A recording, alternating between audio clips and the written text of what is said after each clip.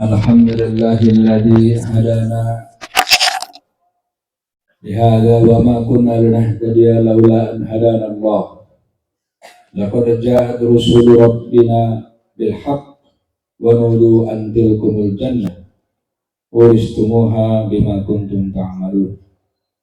Asyhadu an la ilaha illallah wahdahu la syarika lah wa asyhadu anna Muhammadan abduhu wa rasuluh. Allahumma shalli wa sallim ala sayyidina Muhammadin wa ala alihi wa ashabihi wa man tabi'ahum bi ihsanin ila yaumiddin. Ya ayyuhalladzina amanu taqullaha haqqa tuqatih wa la tamutunna illa wa antum muslimun. Ya ayyuhan nas ittaqu rabbakumul ladzi khalaqakum min nafsin wahidah wa khalaqa minha zawjaha wa basta minhuma rijalan katsiran wa nisaa'a wattaqullaha alladzi tasaaluna bihi wal arham innallaha kana 'alaikum raqiba. Ya ayyuhalladzina amanu taqullaha wa qulu qawlan sadida yuslih lakum a'malakum wa yaghfir lakum dhunubakum wa may yuti'illaha wa rasulahu faqad faza fawzan 'azima. Amma ba'du. Allahu akbar, Allahu akbar, la ilaha illallah, Allahu akbar, Allahu akbar, walillahil hamd. Hadirin jamaah Idul Adha rahimakumullah, pada pagi yang berbahagia ini kita berkumpul dengan satu tujuan, yaitu melaksanakan sholat sunnah Idul Adha guna menegakkan syiar Islam di bumi Allah yang terbentang luas. Rasa syukur yang tidak henti-hentinya dalam hati diiringi dengan gemuruhnya suara takbir mulai tadi malam menambah khusyuk zikir kita pada hari ini. Rasa syukur terhadap nikmat Allah yang tidak terhitung banyaknya, sehingga Allah menyebut berkali-kali dalam surat Ar-Rahman, fabi ayyi ala'i rabbikuma tukadziban. Nikmat Allah manakah yang kamu dustakan? Teriring pula salawat dan salam kepada Rasulullah SAW yang telah membawa manusia dari alam kegelapan menuju alam terang benderang disinari dengan iman. Rasulullah berkorban segalanya demi Islam. Muhammad SAW telah mengorbankan harta, tenaga, perasaan maupun nyawa untuk memperjuangkan Islam agar jaya di muka bumi. Jamaah Idul Adha yang dimuliakan Allah Subhanahu wa taala, Idul Adha identik dengan Idul Kurban. Kata-kata kurban berasal dari kata qaraba, yaqribu kurbanan, yang artinya mendekat. Sehingga secara harfiah berkurban artinya mendekatkan diri kepada Allah Subhanahu wa taala. Kurban disebut juga dengan al-udhiyah dan al-dahiyah, yang berarti binatang sembelihan seperti unta, sapi, kerbau, dan kambing yang disembelih pada hari raya Idul Adha dan hari-hari tasyrik sebagai bentuk taqarrub atau mendekatkan diri kepada Allah. Peristiwa kurban yang sebentar lagi kita laksanakan sebenarnya telah lama dilakukan oleh manusia. Hanya saja caranya berbeda menurut kepercayaan masing-masing. Manusia yang pertama melakukan kurban adalah Qabil dan Habil, putra Nabi Adam alaihissalam. Kurban Habil diterima, sementara kurban Qabil ditolak. Qabil berkurban buah-buahan yang buruk, sementara Habil berkurban seekor kambing yang terbaik. Peristiwa ini diterangkan oleh Allah dalam surat Al-Maidah ayat 27. A'udzubillahi minasyaitonir rajim. Watslu 'alaihim naba'a ibnai Adam bil haqq idh qarraba qurbanan fatuqabbala min ahadihima wa lam yataqabbal min al-akhar qala laqtulannak qala inna ma yataqabbalullahu minal muttaqin. Ceritakan kepada mereka kisah putra Adam, Habil dan Qabil, menurut yang sebenarnya. Ketika keduanya mempersembahkan kurban, maka diterima salah satu daripada mereka berdua, yaitu Habil, dan tidak diterima dari yang lain, yaitu Qabil. Kemudian Qabil berkata, aku pasti membunuhmu. Maka berkata Habil, sesungguhnya Allah hanya menerima kurban dari orang-orang yang bertakwa. Ayat ini menegaskan bahwa ketakwaan dengan kurban memiliki hubungan yang sangat erat. Bahkan kurban seseorang tidak akan diterima kecuali kurban dari orang yang bertakwa. Artinya, landasan dan niat kurban itu harus dalam rangka mencapai derajat takwa, takut meninggalkan perintah Allah dan takut melaksanakan larangan Allah. Ayat ini juga menyiratkan bahwa kaya bukan menjadi syarat untuk berkurban. Di Asia Selatan, orang-orang miskin banyak yang berkurban. Meskipun dinding rumahnya terbuat dari tanah, lantainya tanah, atapnya rumbia, tetapi di depan rumahnya mereka berkurban kambing atau domba dengan bangganya. Suatu pemandangan yang kontras jika dibandingkan dengan negeri-negeri lain. Mengapa mereka yang miskin itu berkurban? Karena yang terpanggil adalah ketakwaannya, sehingga dengan segala upaya, meskipun dengan menabung selama setahun, dia lakukan pengorbanan agar Allah sayang kepadanya. Bukankah berkorban merupakan bukti cinta? Maka barang siapa yang mencintai Allah, pasti dia berkorban untuk Allah. Kesimpulan lain daripada kisah orang miskin yang berkorban adalah berkorban bukanlah masalah harta, tapi kemauan. Orang yang memiliki kemauan yang kuat, maka dia pasti berkorban. Bukankah banyak orang yang memiliki harta tapi tidak berkorban? Subhanallah, alhamdulillah, wa la ilaha illallah, wallahu akbar. Ma'asyiral muslimin rahimakumullah. Nabi Ibrahim adalah seorang hamba Allah, sekaligus Nabi Allah yang tingkat kecintaannya kepada Allah mengalahkan segala-galanya. Di usia tuanya, Nabi Ibrahim belum juga dikaruniai seorang anak. Oleh karena itu, Nabi Ibrahim memohon agar dikaruniai seorang putra, sebagaimana tercantum dalam surat As-Saffat ayat 100. A'udzubillahi minasyaitonirrajim. Rabbi habli minas sholihin. Tuhanku, karuniailah aku seorang anak termasuk orang-orang yang soleh.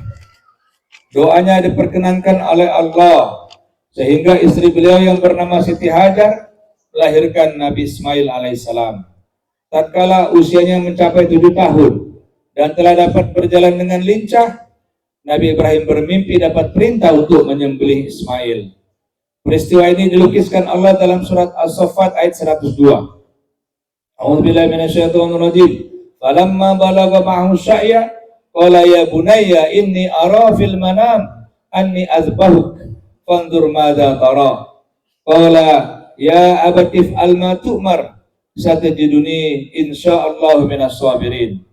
Maka tatkala anak itu Ismail sampai pada usia sanggup berusaha bersama-sama Ibrahim, Nabi Ibrahim alaihissalam berkata, "Hai anakku, sesungguhnya aku melihat dalam mimpi bahwasanya aku menyembelihmu. Maka pikirkanlah apa pendapatmu." Ia menjawab, "Hai ayahku, kerjakanlah apa yang diperintahkannya kepadamu. Insya Allah engkau akan mendapatiku termasuk orang-orang yang sabar." Hadirin jamaah Idul Adha rahimakumullah. Pertanyaannya, apakah Nabi Ibrahim tega menyembelih anak sendiri? Inilah perang batin yang sangat berat dari seorang ayah yang sangat mencintai anaknya. 80 tahun menunggu seorang anak lahir. Begitu anak lahir diperintahkan untuk menyembelih. Apakah memilih melaksanakan perintah Allah meskipun tega, atau memilih meninggalkan perintah Allah karena tidak tega? Jawabannya adalah Nabi Ibrahim alaihissalam benar-benar membaringkan anaknya Ismail alaihissalam untuk disembelih. Nabi Ibrahim membaringkan Ismail di atas wajahnya untuk ia sembelih pada tengkuknya, dan pada saat menyembelihnya Ibrahim tidak menatap Ismail agar hal itu lebih meringankan beban hatinya. Disinilah baru diketahui kesabaran keduanya, baik Ibrahim maupun Ismail, dua orang ayah anak, hamba-hamba Allah yang saleh. Ini diabadikan dalam surat As-Saffat ayat 103, yang artinya tatkala keduanya telah berserah diri dan Ibrahim membaringkan anaknya atas pelipisnya. Di dalam kitab tafsir Ibnu Katsir dijelaskan bahwa As-Suddi dan juga yang lainnya menyebutkan bahwa Ibrahim telah meletakkan pisau dan menjalankannya pada leher Ismail, tapi pisau itu tidak sedikit pun memotongnya. Antara pisau dan leher Ismail terdapat tembaga yang menghalanginya. Pada saat itulah Nabi Ibrahim diseru, sungguh engkau telah membenarkan mimpi itu. Bahkan Allah memberikan balasan yang baik atas perbuatan Nabi Ibrahim tersebut. Allah memberikan testimoni bahwa semuanya itu merupakan ujian yang nyata terhadap keimanan Nabi Ibrahim alaihissalam. Sebagaimana dalam Al-Quran surat Saffat ayat 104-106. Hai Ibrahim, sungguh engkau telah membenarkan mimpi itu. Sesungguhnya demikianlah kami memberi balasan kepada orang-orang yang berbuat baik. Sesungguhnya ini benar-benar suatu ujian yang nyata. Hadirin jamaah Idul Adha rahimakumullah. Pertanyaan berikutnya, apakah Allah membiarkan Nabi Ibrahim menyembelih anaknya? Ternyata tidak. Allah tebus Ismail dengan seekor sembelihan yang besar. Ini diabadikan dalam surat Saffat ayat 107 yang artinya, dan kami tebus anak itu dengan seekor sembelihan yang besar. Sufyan As-Tsauri menceritakan dari Jabir Al-Jufi, dari Abu Tufail, dari Ali radhiyallahu an, seekor sembelihan yang dimaksud adalah seekor domba jantan yang berwarna putih, bermata bagus, bertanduk, serta diikat dengan tali dari rumput samurah. Hadirin jamaah Idul Adha rahimakumullah. Idul Adha yang diselenggarakan tahun ini memiliki hikmah yang banyak bagi kita kaum muslimin Indonesia. Hikmah pertama Idul Adha yang terpenting di tengah situasi ekonomi sulit adalah melakukan muhasabah atau evaluasi diri terhadap penghayatan dan pengamalan agama. Saat ini banyak hal-hal yang harus diperdalam kembali dan mulai bergesernya nilai-nilai kebaikan yang ada di masyarakat. Kita memerlukan kebaikan dan kesalehan itu secara masif. Kita perlu kesalehan sosial. Kesalehan individu saja tidak cukup, karena Allah berfirman, syarat untuk dibukanya rezeki adalah jika suatu penduduk negeri atau masyarakat beriman dan bertakwa. Perhatikan firman Allah surat Al-A'raf ayat 96. A'udzubillahi minasyaitonir rajim. Walau anna ahlal qura amanu wattaqau la fatahna 'alaihim barakatim minas sama'i wal ard walakin kadzabu fa akhadnahum bima kanu yaksibun. Dan sekiranya penduduk negeri-negeri beriman dan bertakwa, pastilah kami akan melimpahkan kepada mereka berkah dari langit dan dari bumi. Tetapi ternyata mereka mendustakan ayat-ayat kami, maka kami siksa mereka sesuai apa yang telah mereka kerjakan. Artinya, kesalehan sosial itu akan membuka rezeki dari langit dan dari bumi. Kesalehan sosial akan membuat ekonomi suatu bangsa baik. Kesalehan sosial akan dapat mengatasi kemiskinan, kelaparan, dan lain-lain problem kemanusiaan. Hikmah kedua adalah Idul Adha dapat dijadikan sebagai momentum berbagi perhatian dan solidaritas terhadap sesama umat yang kekurangan. Melalui Idul Kurban, mereka yang mampu diharapkan proaktif penyumbang hewan-hewan kurban. Disinilah pentingnya berbagi, karena sesungguhnya kebahagiaan itu adalah dengan berbagi. Dalam skala mikro, berbagi ini akan menimbulkan kebahagiaan. Lihatlah betapa bahagianya mereka yang mendapat daging kurban.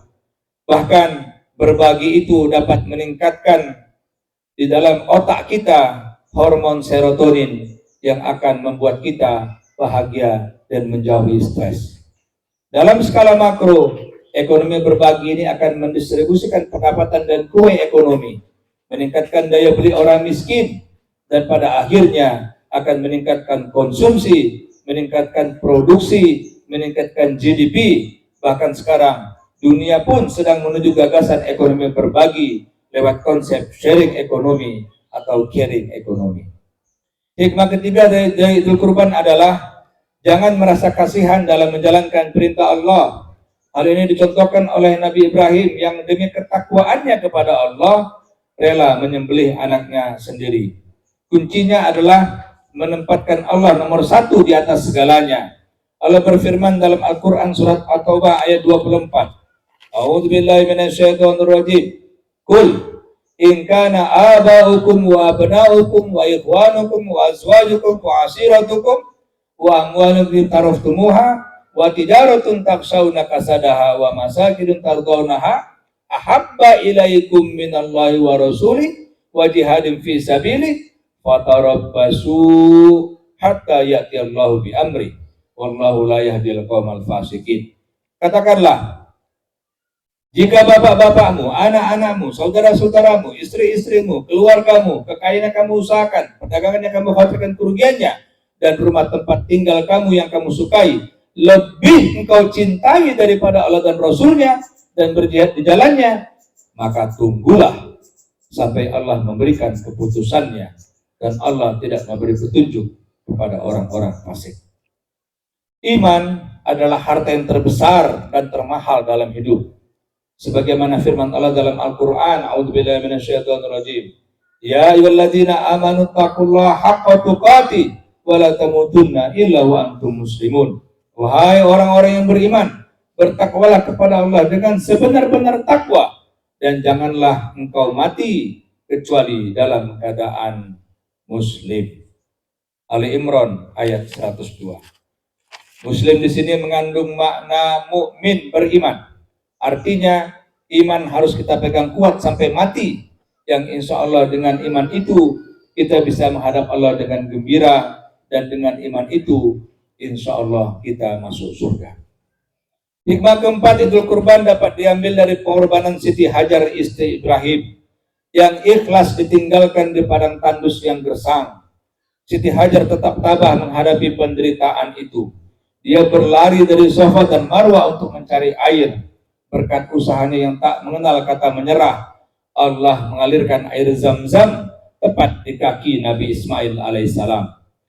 Apakah air muncul dari tempat antara Safa dan Marwah? Jawabannya tidak. Air muncul dari tempat yang lain.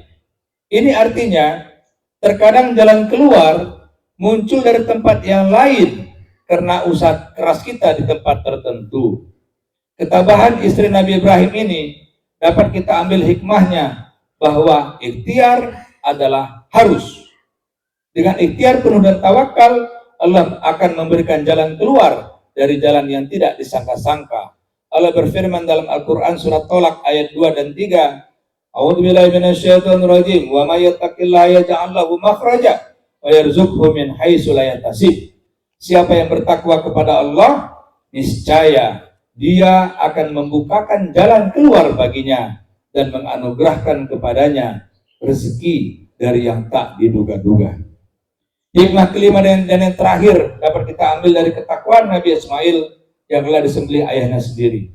Dari peristiwa itu mengingatkan agar orang tua harus bisa mengarahkan anak-anaknya untuk memiliki keimanan yang kuat seperti Nabi Ismail. Jangan sampai orang tuanya saja yang beribadah, sementara anaknya dibiarkan. Orang tua harus mengajak anaknya untuk terus-menerus kepada kebaikan. Mengajak anak laki-lakinya terus-menerus kepada sholat berjamaah di masjid. Mengajak anak perempuannya untuk terus-menerus berzikir ingat kepada Allah Subhanahu wa Ta'ala. Mengajak anaknya baik laki-laki dan perempuan untuk rihlah melihat kebesaran Allah di bumi, seperti tamasya ke gunung, lembah, laut, pantai. Pada saat itulah diberikan pemahaman bahwa semua alam ini adalah ciptaan Allah. Harus diakui, memiliki ketaatan seperti yang dicontohkan oleh Ibrahim dan Ismail sangatlah berat. Tapi yang harus tetap kita pertahankan adalah semangat dari berkurban. Sikap itu harus terus ditumbuhkan sejak dini, bahkan kalau perlu dimasukkan ke dalam kurikulum pendidikan. Demikian 5 pelajaran berharga dari Idul Kurban.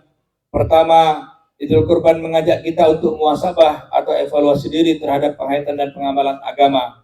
Kedua, Idul Kurban menyuruh kita untuk berbagi perhatian dan solidaritas terhadap sesama.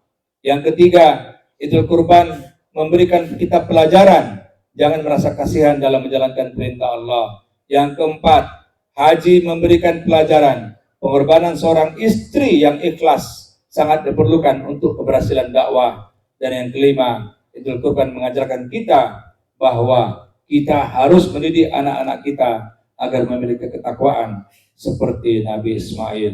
Fa'tabiru ya ulil albab. Kaum muslimin dan muslimat yang dimuliakan Allah Subhanahu wa taala, marilah kita bersama-sama merapatkan barisan, menyatukan hati, mengkonsentrasikan pikiran, seraya menengadahkan tangan dengan harapan doa kita diterima Allah Subhanahu wa taala. Allahumma firil mu'minina wal mu'minat wal muslimina wal muslimat al ahya minhum wal amwat innaka sami'un qaribun mujibud da'wat. Rabbana fir lana wa li ikhwanina alladziina sabaquna bil iman wa la taj'al fi qulubina ghillan lil ladziina amanu Rabbana innaka ra'ufur rahim. Ya Allah, jadikanlah kami sebagai hamba yang mampu melakukan evaluasi diri terhadap penghayatan dan pengamalan agama kami. Kami khawatir yang kami lakukan dalam ibadah hanya sekedar menutupi dan melaksanakan kewajiban-kewajiban agama kami, tanpa kami tahu apa sebenarnya tujuan disyariatkannya ibadah itu, serta berikanlah kami kekhusyuan dalam setiap ibadah kami. Ya Razzaq, jadikanlah kami sebagai hamba yang suka memberi apa saja yang kami punya, memberi harta, memberi ilmu, memberi tenaga. Jadikanlah memberi sebagai sifat kami, sehingga tidak ada satu orang pun yang tidak kami beri ketika mereka meminta. Jadikan kasih sayang di antara kami, karena kami saling memberi. Bukankah dengan memberi akan menimbulkan kasih sayang-Mu ya Rahman? Ya Sabit, kokohkanlah iman kami sebagaimana kokohnya iman Nabi Ibrahim alaihissalam. Jangan sampai kehidupan dunia menggoda dan melenakan kami. Jangan sampai iman kami tergadai hanya oleh kesenangan dunia yang sementara. Sebab kami tahu syaitan tidak henti-hentinya menggoda kami agar kami keluar dari keimanan. Syaitan itu tidak bosan-bosannya membisiki kami agar iman kami tercerabut dari dalam dada. Ya Qawi, kuatkanlah iman kami. Ya Rahman, lihatlah kami dengan kasih sayang-Mu. Sayangilah kami dalam kondisi apapun. Sayangilah kami ketika kaya, namun sayangi juga ketika miskin. Justru dengan miskinnya kami sangat mengharapkan kasih sayang-Mu yang banyak. Janganlah karena miskin kami menjadi kufur. Kuatkan iman kami ya Allah. Ya Muhaimin, berikan kami sifat tabah, sebagaimana ketabahan seorang hamba Siti Hajar, yang juga istri Nabi-Mu Ibrahim alaihissalam. Ketabahan yang bukan sekedar perkataan lisan. Ketabahan yang bukan hanya lip service, tapi ketabahan yang terhunjam dalam sanubari kami. Ketabahan yang kami pahami maknanya. Ketabahan yang kami lakukan, bukan kami bicarakan. Ya Alim, berikanlah kami kemampuan untuk mengajari dan mendidik anak-anak kami. Mendidik mereka agar menjadi insan-insan yang beradab. Mengajari mereka agar hormat kepada yang lebih tua dan sayang kepada yang lebih muda. Mengajari mereka bahwa taat kepada Allah adalah modal utama. Mengajak mereka untuk mencontoh ketaatan Nabi Ismail alaihissalam. Terimalah doa-doa kami ya Allah. Rabbana hablana min azwajina wa zurriyatina qurrata a'yun waj'alna lil muttaqina imama. Rabbana ighfir lana wa liwalidayna wa liman dakhala baitina mu'minan wa lil mu'mina wal mu'minat. Rabbana ighfir lana wa liwalidayna warhamhuma kama rabbayana shighara. Rabbana atina fid dunya hasanah wa fil akhirati hasanah wa qina adzabannar. Alhamdulillahirabbil alamin.